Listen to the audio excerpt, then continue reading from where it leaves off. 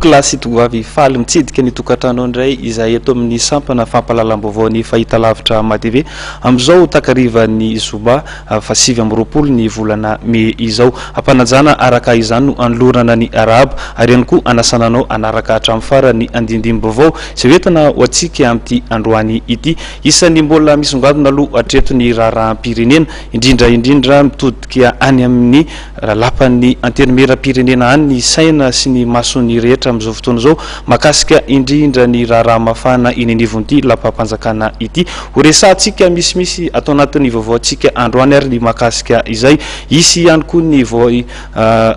vahiny fandaharantsika atao anatin'izao vaovaontsika izao ka ampahafantarina ny ety ampiandohana araka izany ianao any atokantrano any andeha ary isantarantsika avy hatrany ny vaovaontsika makasika ireo solomavombahoaka izay tsy makasitraka ny fanesorana ny filoham-pirenena eo amin'ny asany ka fantatra fa betsaka ny osoka ny tranga nandritra ny fandatsaham-bato teny amin'ny antenimera-pirenena ny alarobia lasa teo manoloana izany ary dia ampiditra fitaraina ny aniovany fitsarana momba ny lalam-pandrenana ireo solomavombahoaka izay tsy makasitraka ka ity fanesorana ny filoham-pirenena eo amin'ny toerany ity dia ho jerentsika avy hatrany ary ny sary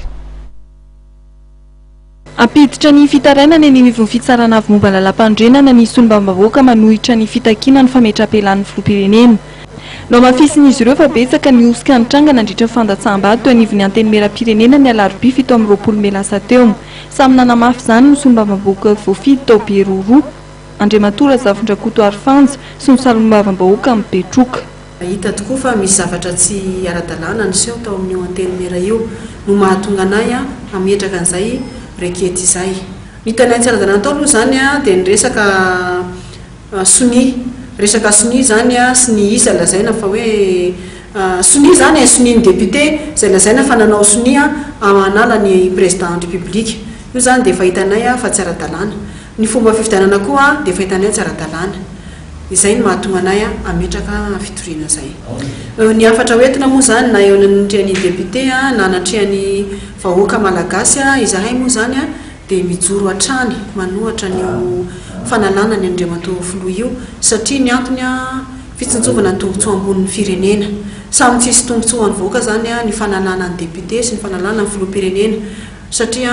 vao nivoaka krizy tsika iteo ary zao zany dia fa hita fa manomboka miasa ny filoham-pirenena sy ny gouvernement ary ny androm-panjakana rehetra izay tafatsangana amin'izao fotoana zao profony zany efa misokatra ny agoa efa manomboka miasa ny vahoaka manomboka milamindamina tsy kelikely ny fandripahalemana ohatra zao raha tsy teny fotsiny ny faritra misy ana nirongatra teo mivalala amin'izao fotoana zao dia isorana fitondram-panjakana ary isorana ny tompony andraikitra miandraikitra mivalala fa efa aripaka zany ny valala ao anatin'ny distrikany Beroro dia mikisaka ty amin'ny mitrofona zany zareo mamono ny valala zany ny mpamony valala ka hita zany fa efa manomboka miseho zany manomboka mandeha tsy kelikely ny asa ataon'izao fitondrana zao ka raha akorotana zany dia lasa hiteraka krizy vaovao indray zay zany manainga ny vahoaka malagasy rehetra sy manainga ny tompony andraikitra rehetrarehetra mba samy hijoro sy hotony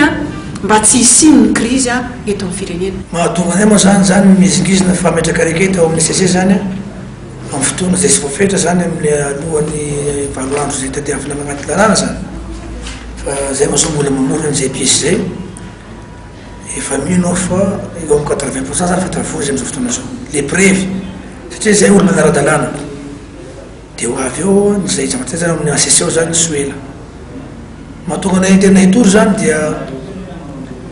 sy voahaza zany ny fepetra zay nanaovana fifidianana tao amin'ny assemblée nationale zany tamin'ny fotoana randregny dia mahasapa zany zay sahala amin'ny olo verzo sahala solomavombahoaka Madagasikara zany zay to agnatin'izany assemblée zany zay koa zany anisan'ny hitoriana koa zany bureau permanent satria ny bureau permanent koa zany azonao dia complice amin'ny olona misy kombakomba amin'izany salamy zany misy kombakomba reo zany satria ahoana moa tsy fahaizandreo mampiasa ny assemblée sy ireo député bibina salamy regny zany taminao dia mampalahelo le izy satria anao moa député dia sy afaka hiteny moa ahoana lapa démocratie dia ahoana moa araky lalàna efa fandimidimy atsay dia hoe raha fizavatra atao salam'io dia sy mesy mandeha par avoir arsika ny président de commission afaran'le bureau permanent dia mandeha agny amin'ny plénière le izy na ataondreo salam'io commission doc commission de fidindreo koa zany olo fidindreo fo zany nataondreo agnatin'ny commission docteur midésigné anazy hoe zao zay zany ka anao mamono anty fanjakana ty tsy te hiverina masaka crise mandeha tsony.